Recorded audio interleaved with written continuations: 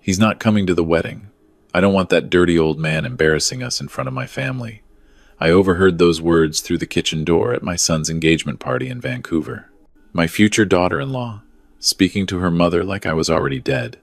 What she didn't know was that I owned the building where she was planning to erase me from my own son's life.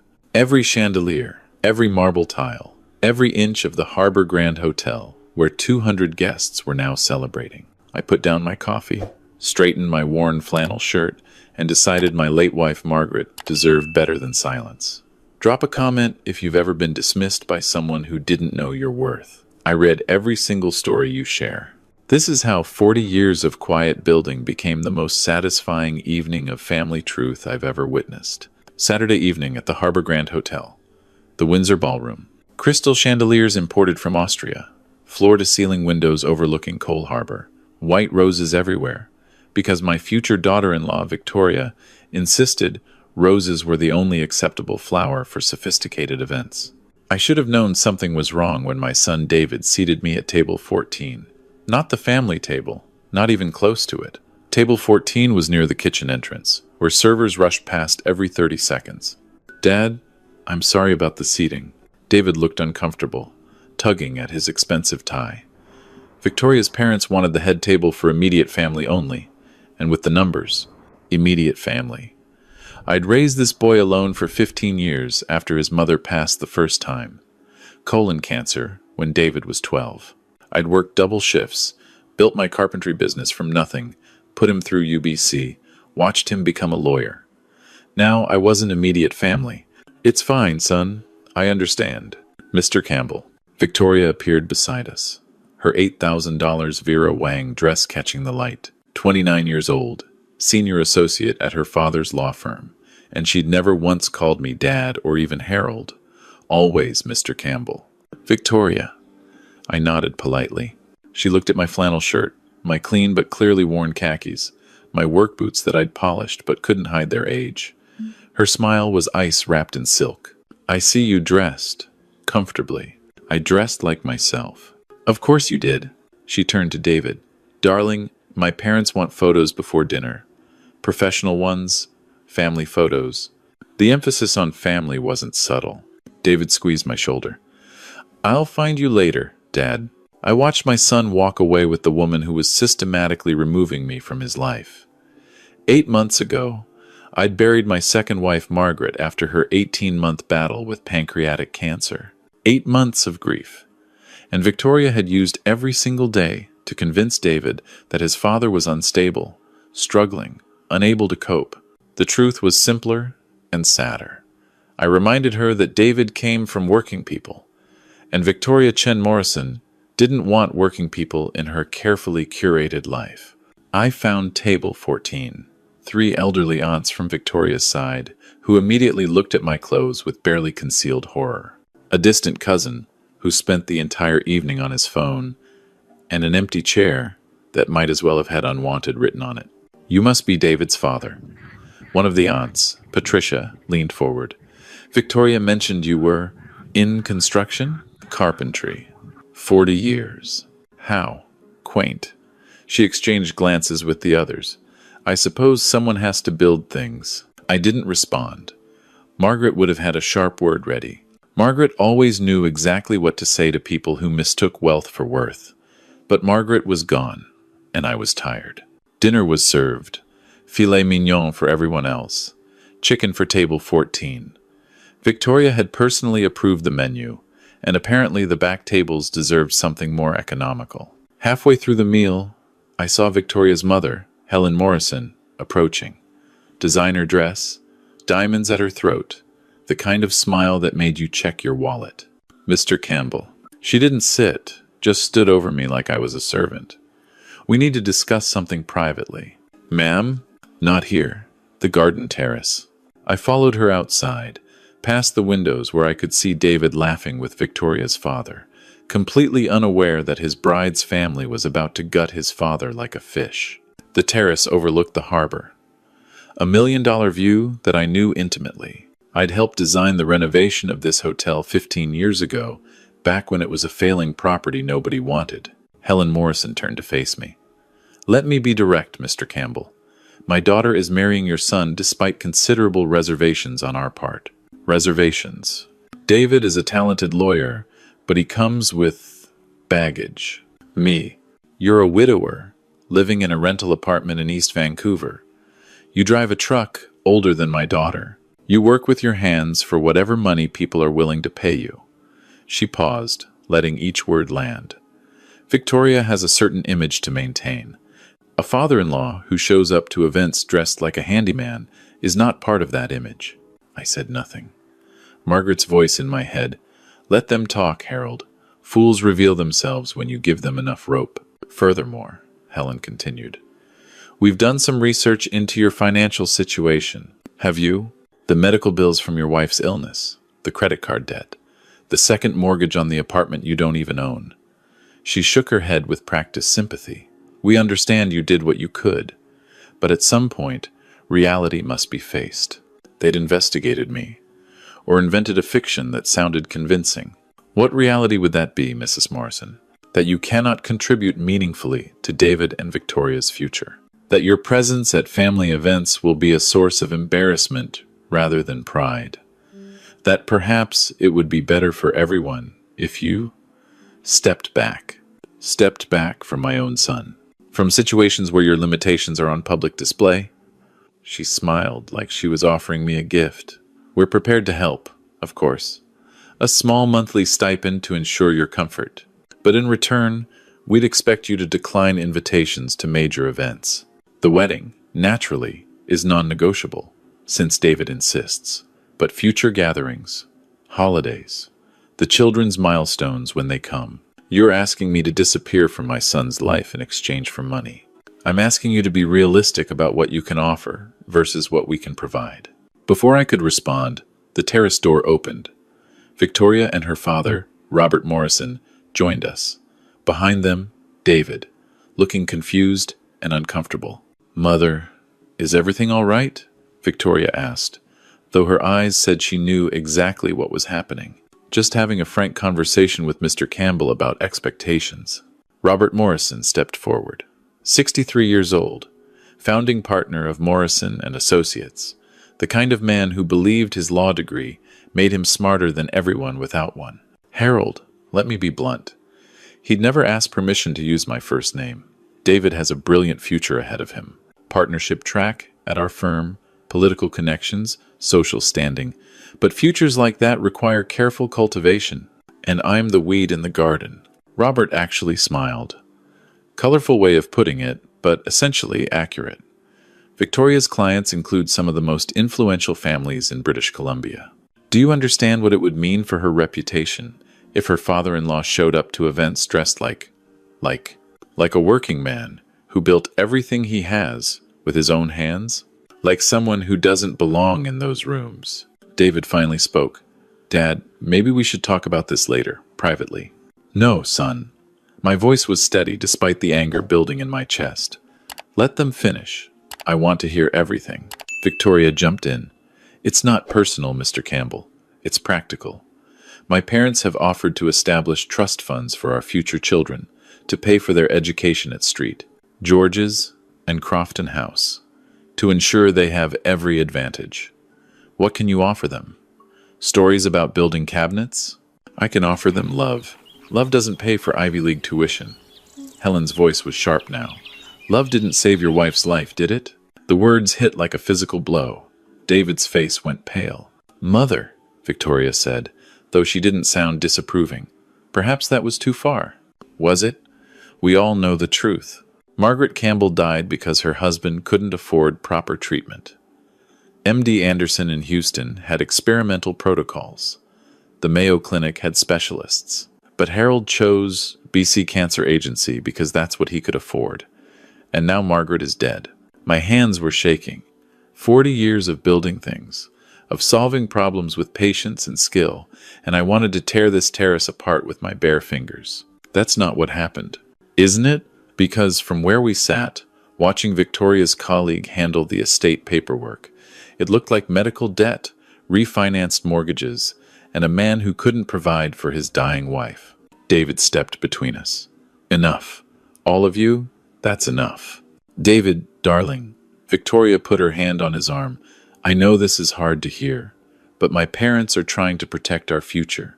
Your father is a lovely man, but he's limited. Financially, socially, professionally. At some point, you have to decide whether sentiment or success matters more. I looked at my son, 34 years old. The boy I'd taught to ride a bike, to drive a car, to shake hands firmly and look people in the eye. The boy I'd worked 18-hour days to send to law school. The boy who'd held my hand at Margaret's funeral and promised we'd get through this together. David, what do you think about all this? My son couldn't meet my eyes. Dad, I think they have some valid points. You've been struggling since Mom died. Maybe some distance would be healthy. For everyone. Valid points, distance, healthy. My own son, choosing these strangers over 40 years of sacrifice. I see. Victoria smiled triumphantly.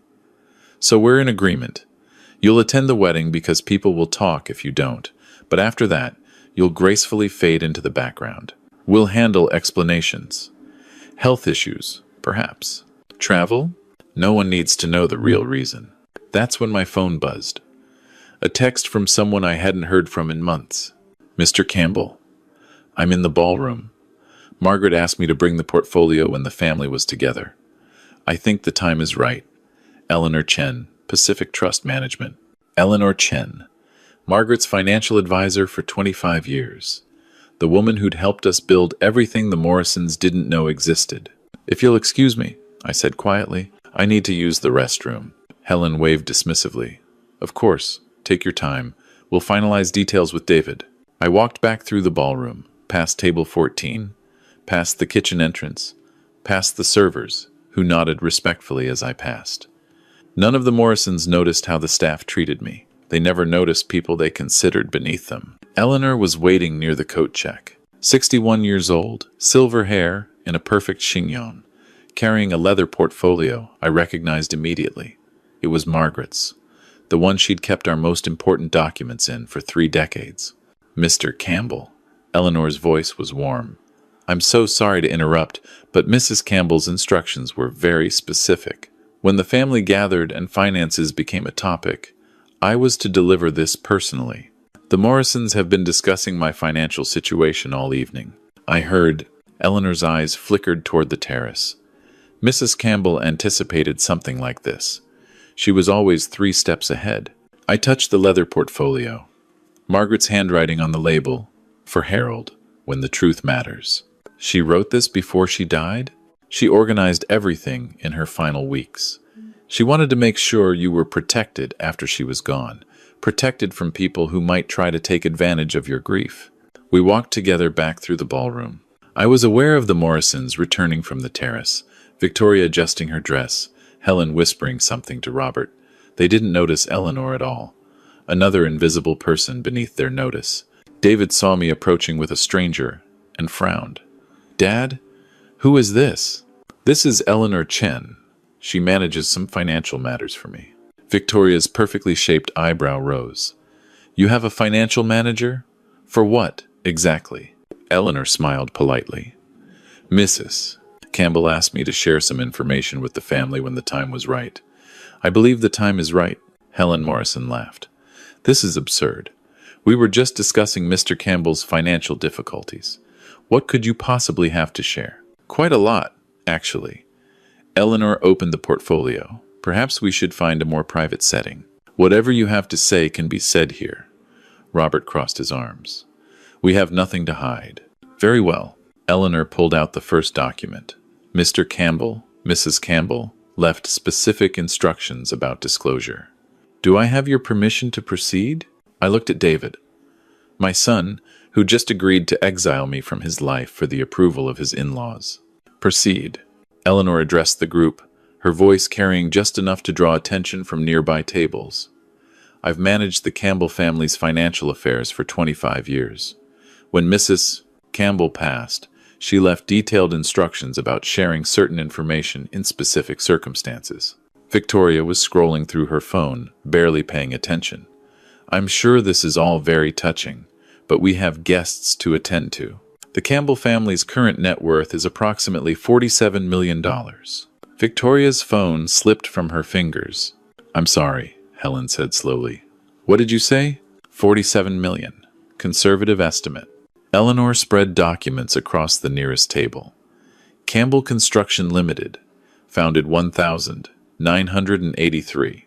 Current annual revenue, 23 million. Employees, 312. Major contracts include the Vancouver Convention Center renovation, the new St. Paul's Hospital wing, and the UBC Engineering building expansion. Robert Morrison was staring at the papers like they were written in an alien language. That's impossible. He builds cabinets. Mr. Campbell oversees one of the largest construction firms in British Columbia. He chooses to work alongside his crews because he believes management should never ask employees to do work they wouldn't do themselves. David's face had gone completely white. Dad, you never told me. You never asked, son. And lately, you haven't wanted to hear much from me at all. Eleanor continued, pulling out more documents. Real estate holdings include 14 commercial properties across Metro Vancouver, an office building in Victoria, and a development project in Kelowna. Total property value, approximately 18 million. Helen was gripping her husband's arm. Robert, this can't be right. Mrs. Campbell also established educational trusts for any future grandchildren.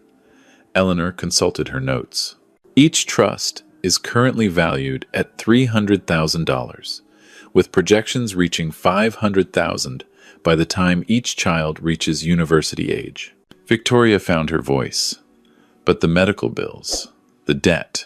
Mrs. Campbell's cancer treatment was fully covered by Mr. Campbell's company insurance, supplemented by private payments totaling approximately $400,000. She received care at MD Anderson in Houston, the Mayo Clinic in Rochester, and Cedars-Sinai in Los Angeles. No expense was spared. The lie Helen Morrison had used to wound me hung in the air like smoke. You said he let her die. Victoria's voice was barely audible. You said he couldn't afford proper care. Helen was silent for the first time all evening. Eleanor pulled out a handwritten letter. Mrs. Campbell left specific instructions about this document. She asked me to read it aloud if anyone ever accused her husband of failing to provide adequate care during her illness. The handwriting was Margaret's. Even from a distance, David recognized his mother's script. May I? Eleanor asked me. I nodded.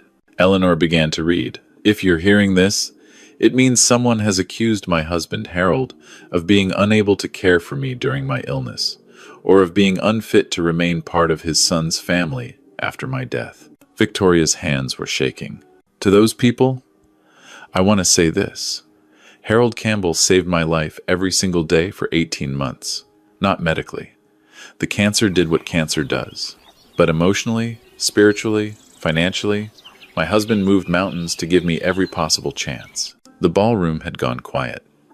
Nearby tables were watching openly. He flew me to Houston when BC doctors said nothing more could be done. He found specialists in Minnesota who gave me 4 extra months with my family.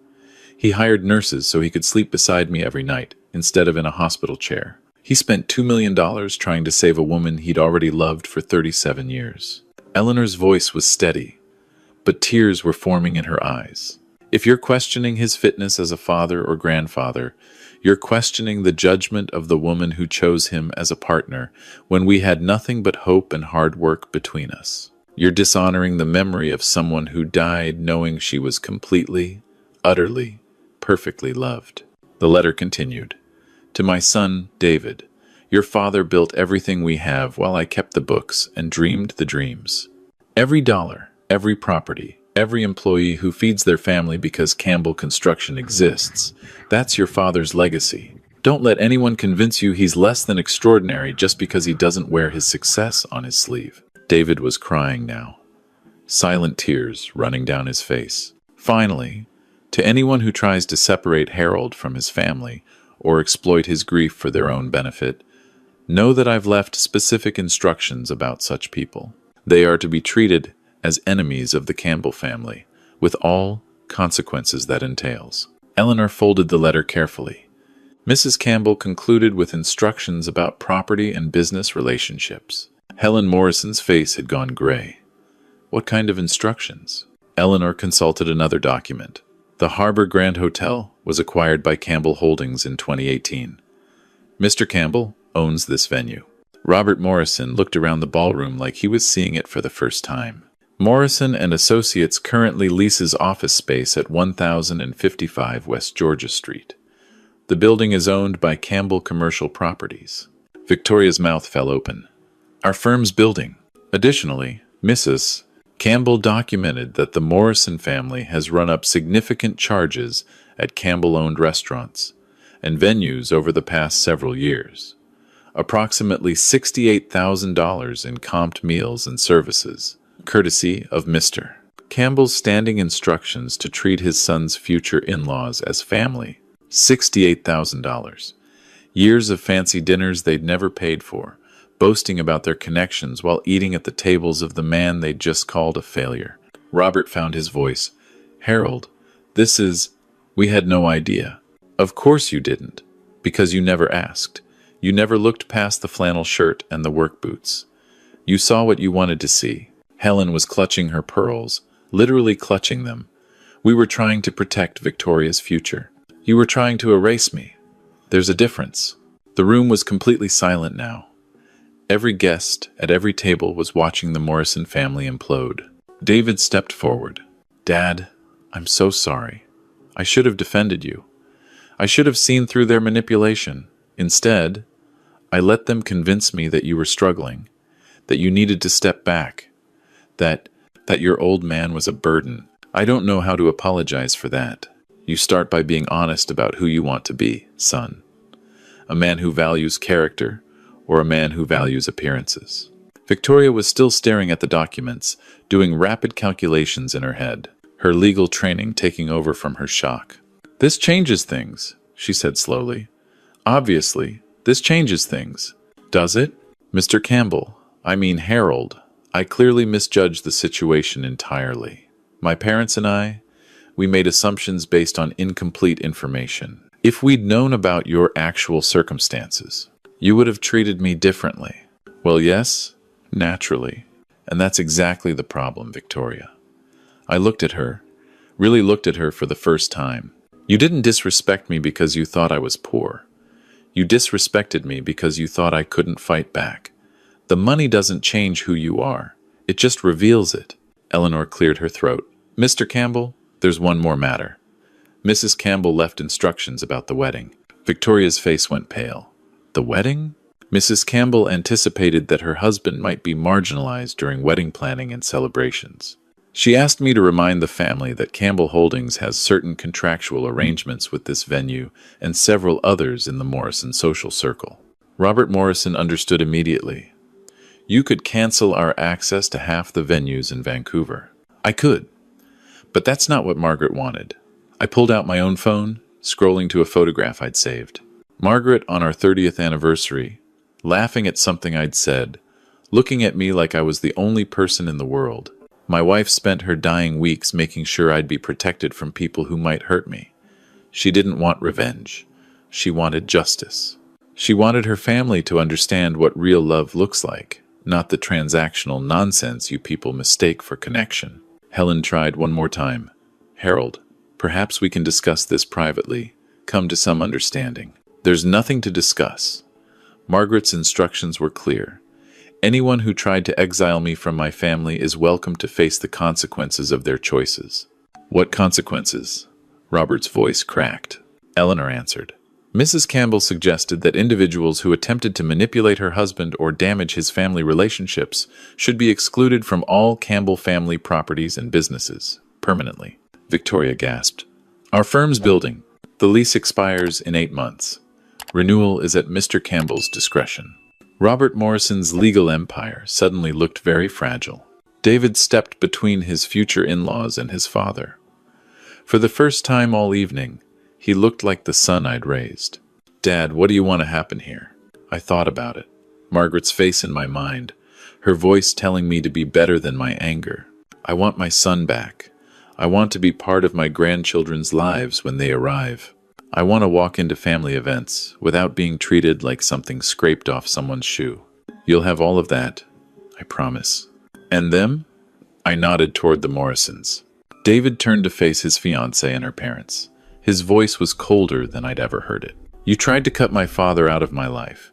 You told me he was financially unstable, emotionally compromised, socially embarrassing. You convinced me that the man who sacrificed everything to raise me alone was somehow less valuable than your country club memberships and your professional connections. Victoria reached for his arm.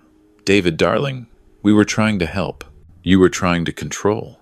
There's a difference. David stepped back from her touch. I don't know if I can marry someone who sees people the way you do. Someone who measures worth by bank accounts and appearances. David, be reasonable. Robert's voice was commanding, the tone he probably used in courtrooms. You're throwing away your career, your future. I'm choosing my family, something you clearly don't understand. The ballroom erupted in murmured conversations. 200 guests witnessing the Morrison family's carefully constructed image crumbling in real time. Victoria tried one more approach. Mr. Campbell, Harold, I apologize. Sincerely. We made terrible assumptions and treated you unfairly. But David and I love each other. Surely that matters more than one evening's mistakes. I looked at my future daughter-in-law. Truly looked at her. 29 years of learning that money equaled worth, that status determined value, that people like me were obstacles rather than family. Victoria, love is how you treat people when you think no one's watching. When you thought I was powerless, you tried to erase me from my son's life. That's not one evening's mistake. That's who you are. I can change. Maybe. But that's David's decision, not mine. David took a deep breath. Victoria, I need time. This isn't something I can process tonight. Maybe not for weeks. Helen Morrison finally snapped. David, don't be ridiculous. You're a junior associate at our firm. Your entire career depends on this marriage. Then maybe I need a different career. The words hung in the air. A junior associate telling the founding partner's family that their leverage meant nothing. Robert Morrison's face went dark. If you walk away from Victoria, you walk away from everything. The partnership track, the clients we've handed you, the reputation we've built for you. Dad, David said, can you use a lawyer at Campbell Construction? I smiled for the first time all evening. Always. Eleanor stepped forward. Mr. Campbell, should I arrange for the Morrisons' departure? Mrs. Campbell's instructions did specify immediate exclusion from Campbell properties after any incident of disrespect. Helen was already gathering her things, her dignity in tatters. Robert followed, unable to meet anyone's eyes. Victoria lingered, tears streaming down her face, but David didn't move toward her. Victoria, I said quietly, you're not banned. Not yet. Margaret believed people could grow if they wanted to. The question is whether you want to, or whether you just want to protect your lifestyle. She left without answering. The ballroom slowly returned to normal conversation, though I caught guests sneaking glances at our table, phones discreetly recording, the evening's drama already spreading across social media. David sat down heavily in the nearest chair. Dad, I'm so sorry. For everything. For letting them convince me you were falling apart. For not defending you. For being so blind. David, you were trying to build a future with someone. That's not a crime. The crime is when you forget where you came from while building that future. I forgot. I got lost in their world and forgot everything that actually matters. Eleanor excused herself, leaving the portfolio of documents with me. Margaret's final gift. Protection I'd never needed until I did. Dad, what happens now? Now? You come home with me. We'll figure out the rest tomorrow. Home? The house in Shaughnessy, where your mother and I lived for 30 years, where she wanted her grandchildren to visit, even if she never got to meet them. David's face crumpled. You still have the house? I thought. Victoria said. Victoria said a lot of things that weren't true. Your mother's garden is still there. Her piano, her library, everything she loved, waiting for the family she hoped we'd become. A server approached tentatively. Mr. Campbell? The kitchen wanted to know if you'd like dinner sent to a private room. Complimentary, of course. Thank you, Jennifer. I'd learned the staff's names years ago. Actually, we'll be leaving soon, But please thank Chef Morrison for me. Tell him the filet was excellent, as always. Jennifer smiled. I'll let him know, sir. And sir? We're all really glad you came tonight. Mrs. Campbell was always so kind to the staff. We miss her. After she left, David stared at me. You know the staff by name. I know everyone who works for me by name. That's what your mother taught me. Every person matters, regardless of their position. We sat in silence for a moment, the weight of the evening settling around us. Dad, can I ask you something? Anything. Why didn't you ever tell me? About the company, the properties, any of it? I thought about the question. Margaret and I had discussed it many times over the years. Because I wanted you to respect the man, not the money. Your mother and I built everything from nothing, working 18-hour days while you were in school, reinvesting every dollar instead of showing it off. When you graduated law school, we were already wealthy, but you'd worked hard for that degree because you wanted to, not because you had a safety net. And when Victoria came along, I hoped you'd see through her eventually. I hoped the values we taught you would matter more than the lifestyle she was selling. David winced. I almost let them win. Almost. But you're here now. That's what matters. My phone buzzed. A text from Eleanor.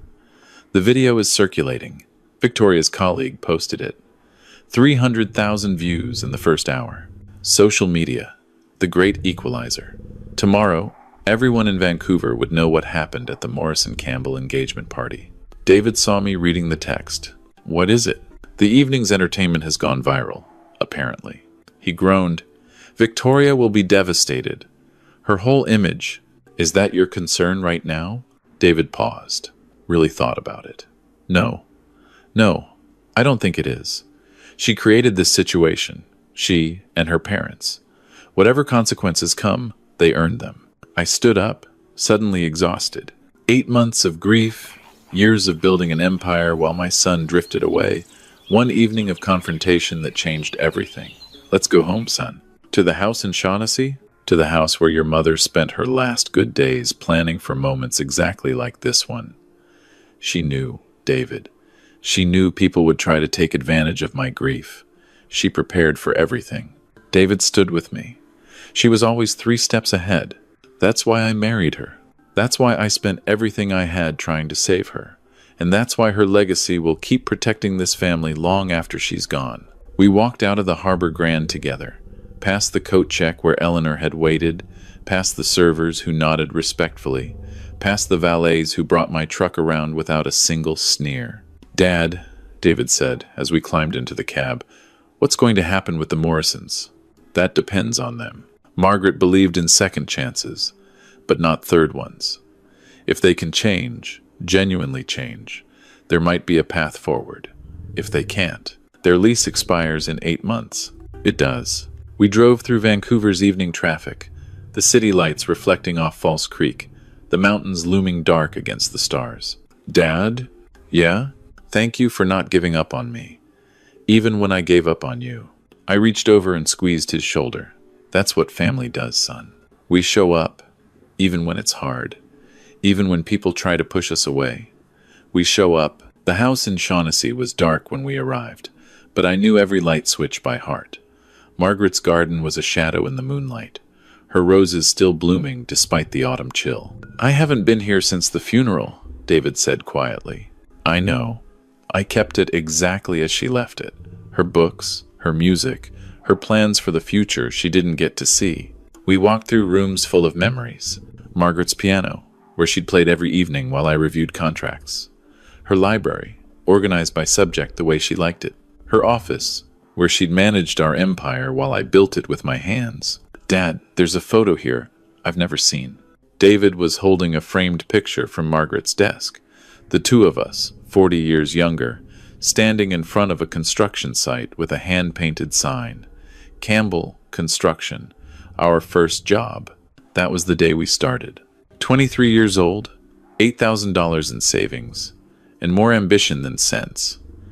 Your mother took that photo and said, someday we'll look back at this and laugh. Did you? Laugh?